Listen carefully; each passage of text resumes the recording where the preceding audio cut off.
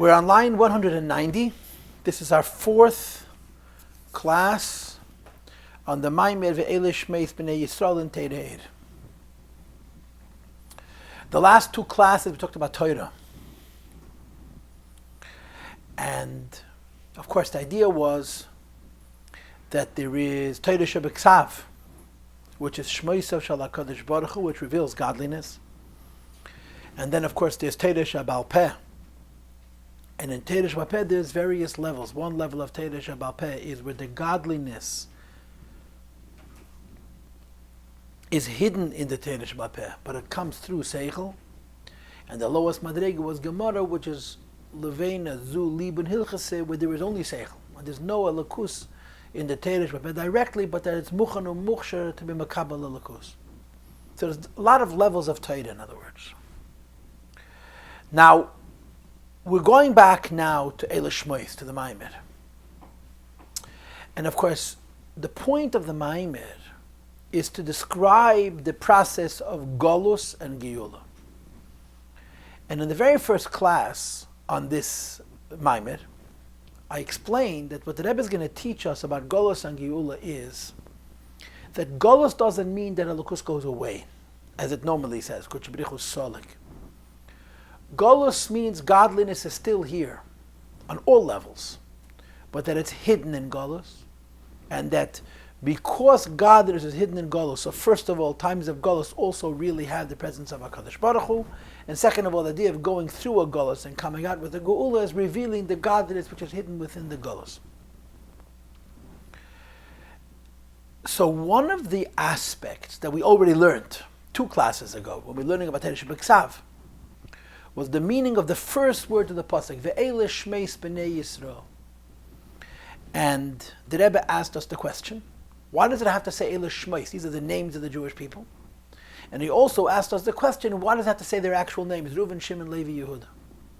So the Rebbe explained, Eile Shmeis means the godliness of Bnei Yisrael. Just like we say by Hashem, it is a concept of Laskona Roza Deshmei, how the name of Hashem carries and reveals Ein Seif.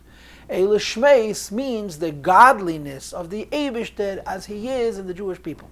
And when you say godliness, it means the Gili of Ein Seif. And the Reuven, Shimon is the same idea. Reuven is godliness in the Eifen of Re'iyah. Shimon is the godliness in the Eifen of Shmei. Such Eile Shmeis B'nei Yisrael. You start off with Shmeis B'nei Yisrael. How B'nei Yisrael are Magala Lukus on level of Ein Seif. But then comes Haboyim Mitzrayim. In other words, how you start off before you go into Golus with Shmeis B'nei Yisrael. Elokus is revealed in a level of shame. And Haboyim Mitzrayim means how the godliness of Shmeis B'nei Yisrael and Reuven and Shimon are hidden in Golus. But I am going to make a small infraction, a klein aveda tonight. I suspect that next week I'm going to be making a bigger one. But for today, this is what I'm going to do. I want to read, we're holding a line 190, okay? But I want to read lines 203 and 204 first. Because, and by the way, these same 2 lines, 203, 204, that I've already mentioned at the very beginning of the Maamar. Because tonight's class is about what we're going to read on lines 203 and 204. So let's begin by reading those 2 lines, and then we'll go back and read from 190. V'hine. Ksiv, the pasuk says, Yored Yeradnu Mitzrayim. The Jewish people describe, the Shvatim describe their descent into Egypt, Yored Yeradnu, which is a double expression of Yerida. We've descended doubly. So it says in Chassidishe that this means Yerida Acha Yerida. The idea of Yored Yeradnu means that they descended twice. You know, there's a whole sugya in the Gemara. When a word is repeated twice, like Shalach to Shalach and so on, whether we call it, is it teaching us a halacha or a din or an inyan, or is it simply Dibra Teirei Kalosh and B'nei Adam? Here, Yored Yeradnu is not just simply Dibra Teirei Kalosh and the other, but coming into Golus Mitzrayim was Yerida Acha Yerida, one decline and a second decline. In other words, before the Oves and the Shvatim went into Mitzrayim, they were on a very high level. The process of going into Mitzrayim was Yerida Achar Yerida. And then he says, V'chein v'yitzias Mitzrayim u'geula ksiv, when it comes to the exodus from Egypt and being redeemed. The pasuk says, V'nechi alcha gam olei, the Eibush is going to lift us up and then lift us up a second time. And then we also have the expression olei naile, which is ili achar ili, one height after a second height. So the Rebbe told us in the beginning of this Maamar, if you can remember, on line 115, that the Yidden went into Mitzrayim, then there were two Yeridas. When Yidden went out of Mitzrayim, at that point, they had only one Aliyah.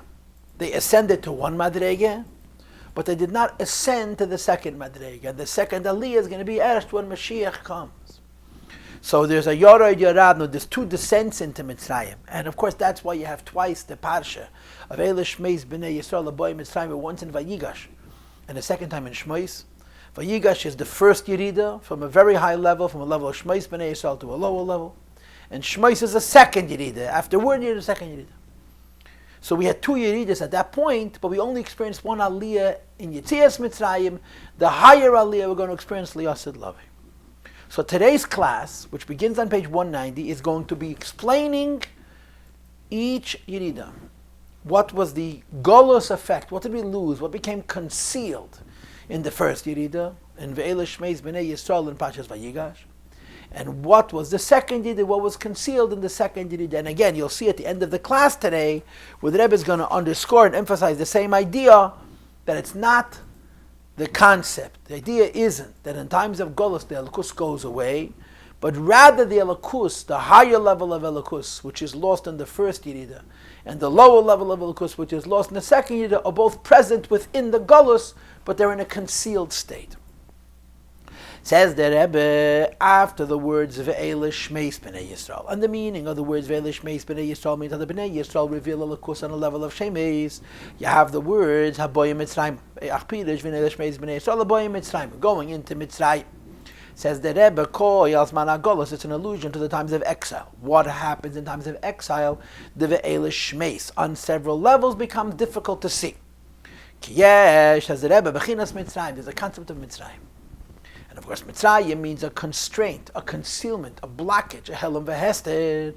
But in Mitzrayim itself, there's of course many levels. And Beklolos, there's two levels. The first level, the higher level, is called Mitzrayim, the Gedusha, that even though you're constrained, the constraint is in a level of holiness. In other words, even after the constraint, you're still in a state of holiness. But compared to how you were before that constraint, or compared to how you would be without that constraint, even though it's serving Hashem in a godly way, it's considered a Medida V'Agbala. L'maylo. So Mitzrayim, the Kedusha, means that you're serving Hashem and you're even Margish Kedusha, but it's limited. Like I explained in Kabbalah, about the throat. About the throat, it's called the word Mitzrayim, which means a narrowness, just like between the brain and the heart. There's a narrowness of the throat called Meitzah Agorin, which is, so to speak, a bottleneck, which results in the fact that not everything you understand in your mind are you able to feel in your heart.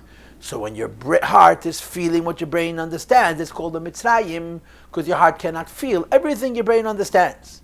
Ki Mitzrayim is Lashon Meitzah. Mitzrayim means a narrowness. In other words, Bechinas Helam V'Hesed, hiddenness and a concealment. But when you speak about narrowness and you speak about hiddenness and concealment, there's many levels. And the higher level of narrowness, the higher level of hiddenness and concealment is that godliness is narrowed. Godliness is hidden and concealed, and even afterwards you're dealing with an Inyan from Elokus. V'yadua, it is known. I really want to show this to you. I'm holding 193. If you turn to line 250, the Rebbe is going to repeat exactly the same thing he says here in 193. You look at 193, it says, Managos Eiseseinu Leireinu. You go to page 250, it says, Golos Nemer Eiseseinu Leireinu. The reason the Alter Rebbe repeats himself twice is because he's describing the two Yeridas. Now he's describing the first Yerida. In other words, where you're descending less. Even after the descent, you're in a pretty holy space. And in line 250 is going to describe the second Yerida, where the concealment is more complete. It's a second Madrega of Yerida. So this is why you have this repetition. So we're understanding Yored Yeradnu.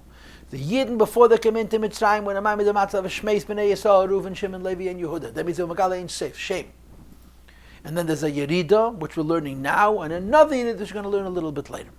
It says the Rebbe, V'yadua, it is known, the Bezman HaGolos. What is the trademark of Golos? What is the definition of Golos? The Pasuk says, Eisei Seinu Leira'inu, we fail to see our signs, our indicators, our miracles.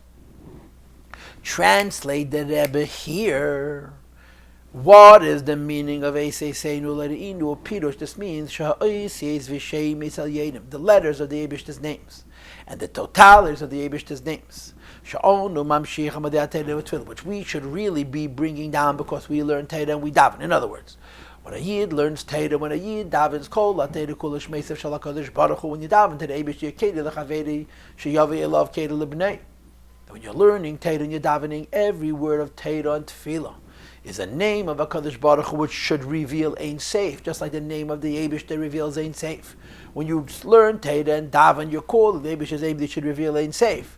And in times of Golos later, that even though you're doing Torah and doing mitzvahs, the Elokus, the shame, the name of Hashem, the Laskona, the Shmei, the idea that when you say the Eibishter's name, you shouldn't just say a name, a word that has a meaning, but you should experience the Ein Seif. This is hidden.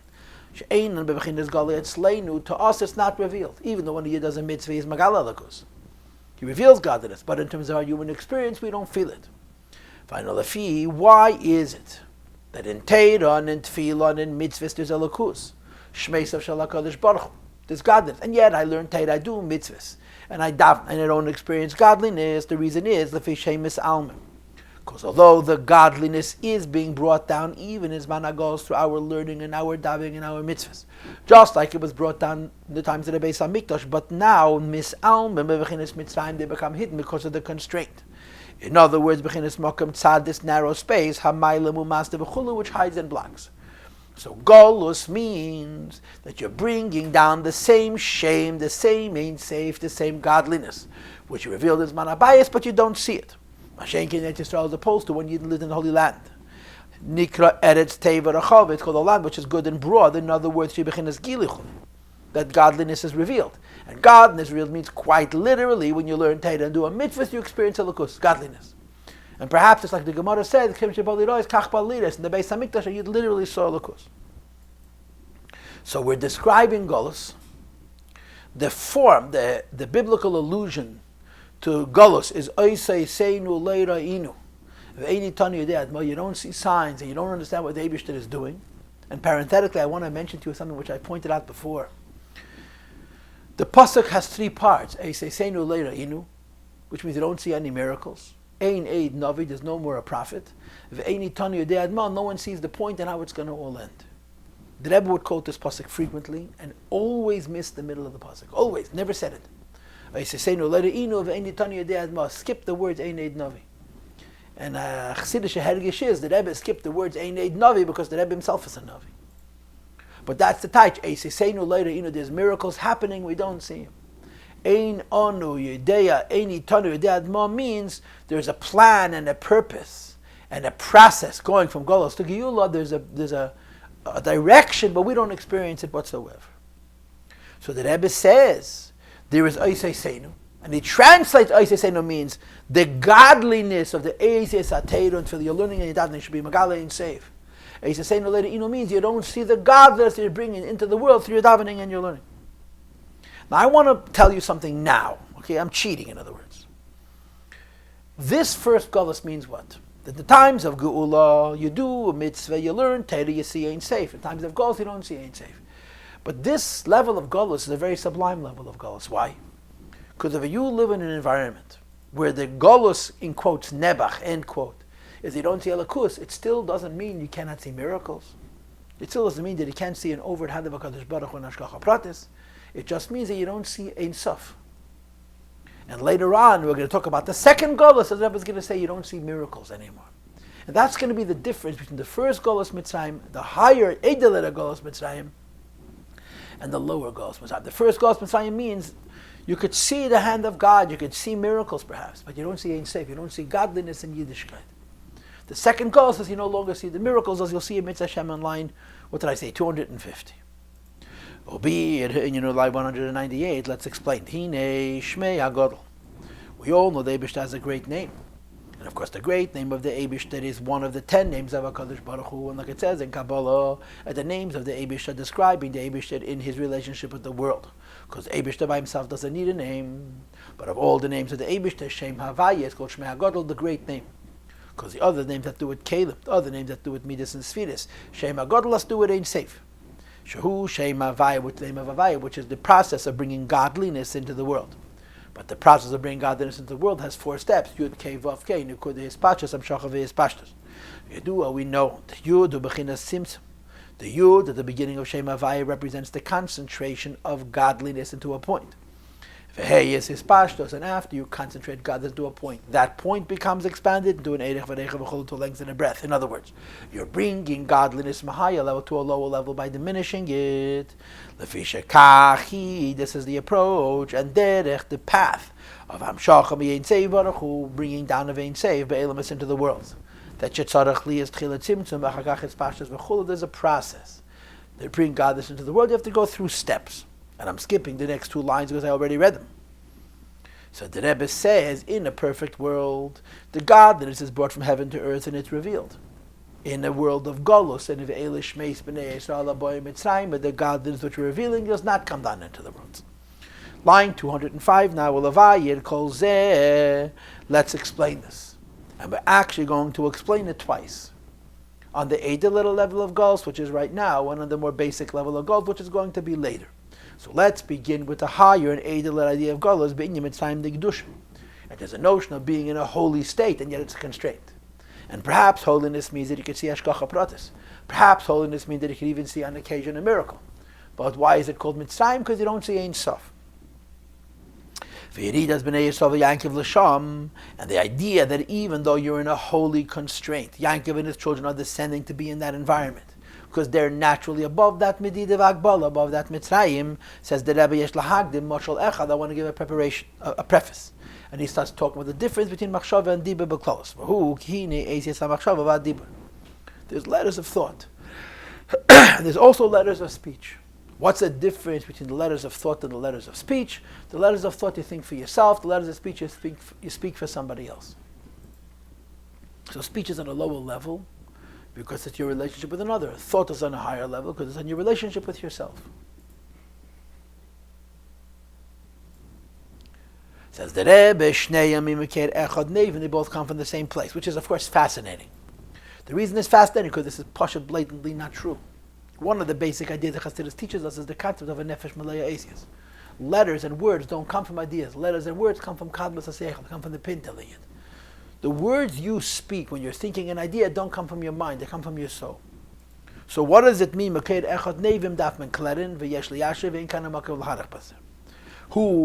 the source of the words that I speak and think? The ideas that I understand, and the light of the ideas which I understand and I want to share, I carry words. I carry on words.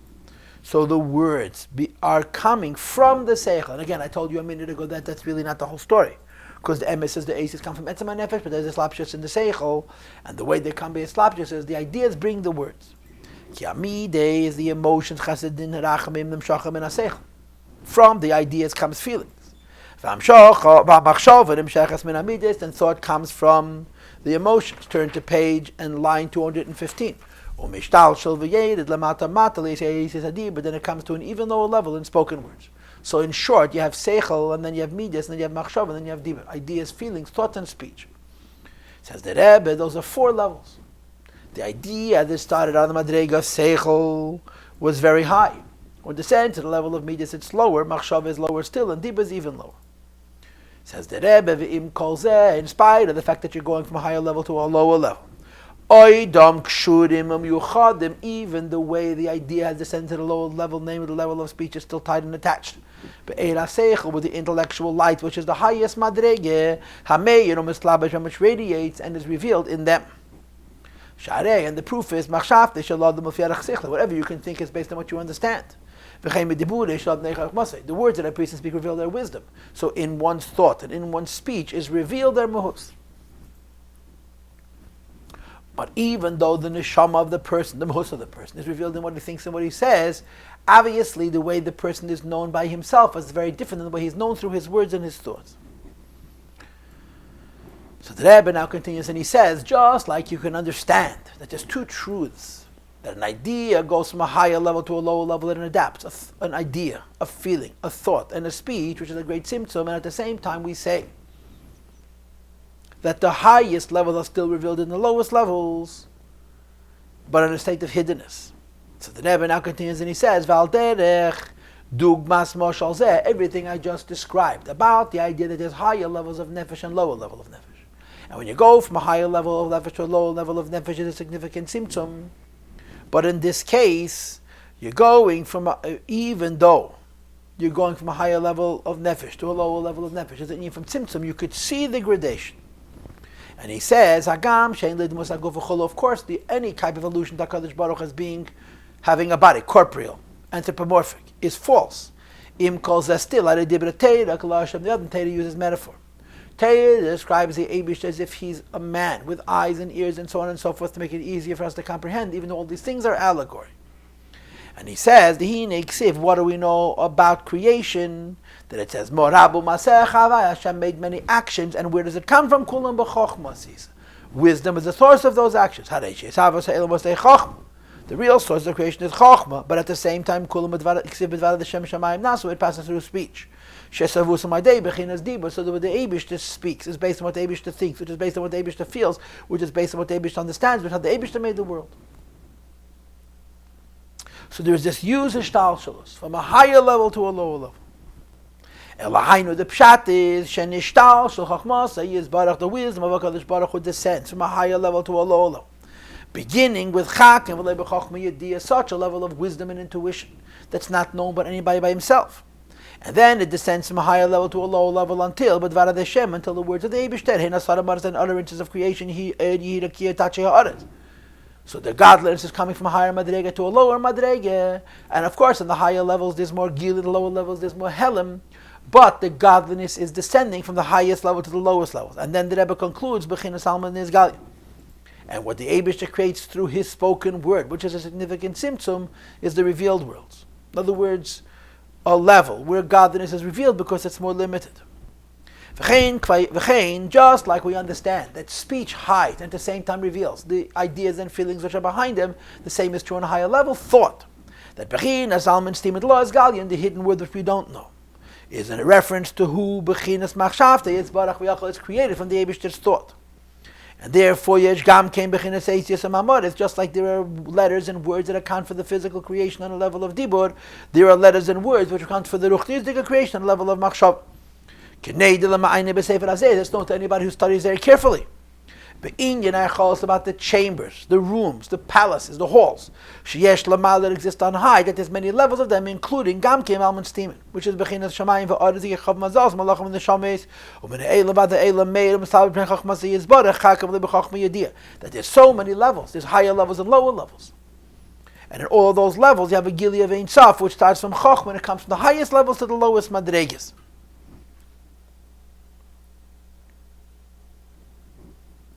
So from the speech of the Eibishter creates worlds that are much more significantly hiding a lakus. It's the Madrega of Dibur. And these are the revealed worlds. And from the Eibishter's thought Kvayachol, you create finer words with the Eibishter's presence is less concealed. But in both cases, the point is the same. The godliness is coming from a higher madrega to a lower madrega. It's getting hidden there, but it's still present nevertheless. So what have we said so far? We have said that everything comes from a higher level to a lower level. And in coming from a higher level to a lower level, it's being diminished. It's being tzimtzum, so to speak. But in coming from a higher level to a lower level, it's still connected to how it was on the higher level. So now the Rebbe says, Vihine. Now bear in mind that we're going to tie what we're about to learn about concealment into two dimensions of Golus. So he says like this. Etzem Chochmela. There is the Chochma of Hashem. Chochma of Hashem, as it exists by itself, is Ein Seif. It's the shame that we talked about, Shmei HaGadol. Keidem is Labshusa Bebechinas Alman, before it's in any way revealed and limited in worlds. Dahainu Keidem is Labshusa Gam Ba'alman Steamen, before it becomes concealed even on the level of the world which are hidden. Nikri Yisrael. It's called Yisrael. The meaning of the word Yisrael is Liresh, which means the Eibush Tekvayachal as he is a head. In other words, Yisrael is an allusion to Lakus on an incompletely revealed state. And based on what we learned before, it's the idea of Shmeisav Shal HaKadosh Baruch Hu. It's revealing godliness. But in the process of bringing godliness down, there is initial bringing down of Chochmei Law into the worlds. bringing down Chochmah into the worlds hides the Ein Seif. It hides the godliness which is in the Chochmah. And Nikra, when the godliness of Chochmah is hidden, then it's called Yankiv. Yud Ekev, of course, the Yud Ekev means the heel. And even though the Yud means godliness. In other words, Janim Shacha Orma Bechinas Chochmah, although you're bringing down a light, a trace from Chochmah Nikra Yud. Leislabish Bechinas Alma to come down and to be revealed in the world. Shem Rak Bechinas Akvayim Legabi Chochmah Atzmo, at the worlds, or Atzilus, when compared to Chochmah is like a heel. Look, Moshe Kos, as the Pasuk says, V'Oretz Hadem Ragle. Compared to Elokus, the earth is like the Eibishter's footstool. Shebechinas Eretz, the level of Eretz, Shebechinas Malchus Nikra Hadem Ragle, V'Chunas Eisias Adiba, which is the speech of HaKadosh Baruch Hu, which is a Tzimtzum, V'Al Derech Zeh Gamken, Beisias HaMachshava V'Chuli. The same is true also in letters of thought. So there is Chochmah Law. Chochmah Law is the name of Hashem, or the names of Hashem that reveal Ein Seif, Shmei HaGodl. And there is how the name of Hashem is revealing itself through Eisias HaMachshava and Eisias HaDibur, where the godliness is concealed, and then it's no longer called Yisrael, and it's called Yankiv. V'zehu, which is why Shenikri Yankiv. It says in Chassidis that Yankiv, of course, represents the middle pole, the middle bolt, which bores through from the highest level to the lowest level. This means to say, the Yisrael is the godliness which is removed. And when the Yisrael becomes hidden in the world, it's called Yankiv. So the Rebbe now concludes and he makes the following statement. What we just described, that there is something called Chochmah Law, which is Ein Seif as it is by itself. And then from that Chochmah Law, there's a Slapshus and Machshava and Dibur, which is called Yankiv, where the godly aspect, the Ein Seif aspect of the godliness is concealed. This is the first Yerida, which is described in Parshas Vayigash. What does it say in Parshas Vayigash? Ve'ele shmeis b'nei Yisrael aboyim Mitzrayim. These are the names of the b'nei Yisrael, the children of Yisrael, which come into Mitzrayim, Yankiv Avonav. That Yankiv Avonav are considered the same Madrege. Why? Yankiv Avonav are considered the same Madrege because the level of Shmeis is concealed by Yankiv. In other words, the level of the Golus is Yankiv. What is the level of the Golus called Yankiv? Yankiv simply means how Chochmah Law or Ein Seif is manifest within the world. Shehu Yerida, it's a descent. Bebechinas Meitzad Agvulas, a narrowness, it's a limitation. Leislabesh, bebechinas Alman Stemen, to be manifest in concealed worlds. But even after it's manifest in concealed worlds, so first of all, in truth, it's still Yisrael. And second of all, in terms of what you're seeing and perceiving, it's called Yankiv. The Jewish people are called Yankiv, because in this initial stage of Golus, the level of concealment is compared to Yaakov himself. Yankiv, the level of Yankiv is B'Shem B'nei Yisrael Yechunah, is called the son of Yisrael. In other words, Sharehu Makabel B'chinas Chochmah Law is receiving from Chochmah Law Shu B'chinas Yisrael, which is the in of Lireish Kanal. Now I am going to permit myself a little bit of an interpretive license to give a sense of what's transpiring here. Okay, so let's use this language, this form. There's a concept called Gili Elokus, right? Godliness is revealed. What would be an example of the revelation of godliness? What would be an example of revelation of godliness? One example of a relation of godliness would be if you see Hashgacha Pratis and you see the Hashgacha. In other words, something happens. Everything is Hashgacha Pratis, obviously. But not always can you interpret the Hashgacha. Sometimes you look at something that happens in the Eibishter's world and you say, look, Hashem did this, Hashgacha Pratis. You see the hand of the Eibishter. That's called Gili Elokus. Because in other instances, you can find yourself in the world and even though there is, in fact is Hashgacha, you don't see the Hashgacha, right? Then you have a higher level. That not only is there Gili Elokus on a level of Hashgacha Pratis, there's a Gili Elokus on a level of a miracle, which is supernatural. Now, a supernatural event is certainly an expression of Elokus, because Teva is being broken, correct? That's another concept in Gili Elokus. But then there's a third concept in Gili Elokus. What's the third concept of Gili Elokus? Not you see an indication of Hashem's presence by the overt Hashgacha of HaKadosh Baruch Hu. Not you see an indication of Hashem's presence because you're seeing a miracle, but you literally see Ein Seif. You see godliness. This is the Madrega of Atzilus, or in this Maamar, this is the Madrega of Yisrael, or the Madrega of Chochmei Allah. So what's the first Golus? The first Golus is one thing, you don't see godliness. You still see miracles. You still see overt Hashgacha Pratis. In other words, it's an environment where Hashem is quite available, quite evident, but Yisrael has been exiled. The idea that you could see Ein Sof has been covered over. That's the first Madrega of Golus. And that's the Golus which is being described in Parshas Vayigash. Yidden, Yainkev, and his children who lived in Eretz Yisrael were called Yisrael and Bnei Yisrael, Eile Shmeis, which meant that in their world there was a Gili of Ein Sof. And when they went into Mitzrayim, they descended to the Madrega of Yainkev. That's the first Golus. Now begins the second Golus, and as I showed you earlier, line 250 and line 193 are almost identical. Why does the Rebbe repeat it twice? Because he's describing two Golias. So he now repeats a second time, V'hinei beGolus nemer eisei seinu le're'inu, one of the trademarks of Golus, is that you don't see the indications of the Eibishter's presence. But before eisei seinu le're'inu, how did he translate eisei seinu le're'inu before oisyeis v'shemes el yenim? You don't see a lakus. How does he translate eisei seinu le're'inu now? You don't see miracles and Hashgacha Pratis in an overt way. Line 251, there's a notion of signs and miracles. A sign means a prediction, right? Someone comes along and says, tomorrow this is going to happen, and it's going to prove that the Eibishter told me kach v'kach. So when that thing happens the next day, it isn't necessarily a miracle, but because it's been predicted, it's an ois. And of course, the meifus means a miracle k'pshuti. Hu shinei teva. It's a change of nature. When you look at the Eibishter's world and you see a miracle and a change of nature, that's Gili Elikus. But it's not Gili Elikus of Ein Sof, it's Gili Elikus through the packaging, through the garment of a nes. Just like, for example, taking water from the river and making it turn to blood. When water turns to blood, it's Gili Elikus. But you're not seeing godliness, you're seeing blood. Because it may be that it's a Giluy of Chochmei Lo, which is Shem Havayeh, but you're not seeing the Ein Sof. You're seeing the water turn to blood. But now there's a second Golus. And what's the second Golus? That not only you don't see godliness, you stop seeing miracles. Pari says, Pari says, I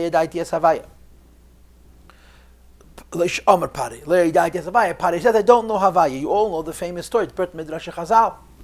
That Moshe Rabbeinu was the first one to introduce the Pari, the idea of Havayah. And Havayah means the God of the supernatural. So it says in Chazal, if Moshe tells Pari, Kei Amar Alekim or Alekeinu, Pari would say he knows the God of nature. He's either afraid of him or not afraid of him. But when Moshe introduces the Eibishter to the God of the supernatural, he says, Liadi, I never heard of such a God. I'm not afraid of him.